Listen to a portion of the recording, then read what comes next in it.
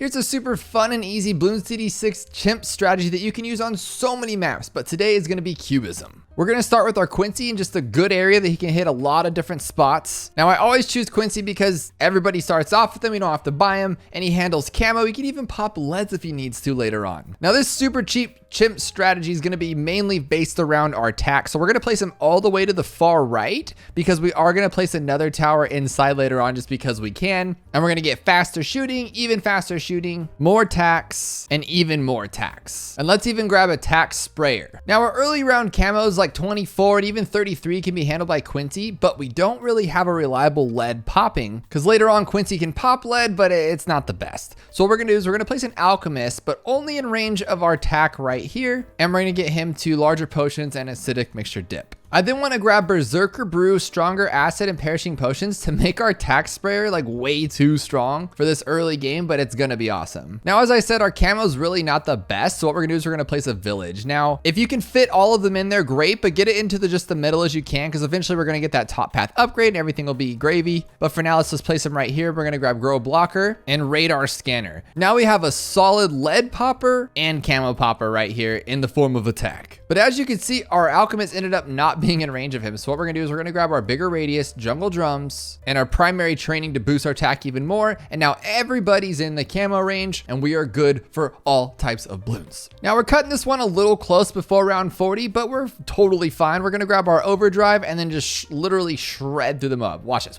done. Easy stuff. Now what we're gonna do is we're gonna make our alchemist super stronger stimulant. And now this attack's literally unstoppable. And then the reason why we put him all the way to the right, normally I wouldn't do that. We could just put this guy kind of anywhere, but now we know he's in range of the village and we want to keep him out of range of the alchemist if we can. If he did, no big deal. But we're going to place him right here and we're going to go permafrost, cold snap, ice shards, enhance freeze, and deep freeze. And then with 2375, grab embrittlement. Now this is gonna give even more damage to the Moab class bloom when this thing just shreds through it. So together the synergy on these thing is just beautiful. It's gonna shred everything. With 21,000, well before round 60 and even round 63, we got the tack zone. Now for $30,000, we're gonna upgrade to super brittle on our ice monkey. And now literally this team is unstoppable. If it wasn't for a few pesky balloons at the very end, we wouldn't need anything else. But what's odd to me is that this guy costs $30,000 when this guy adds way more value and he's only $21,000. Not complaining,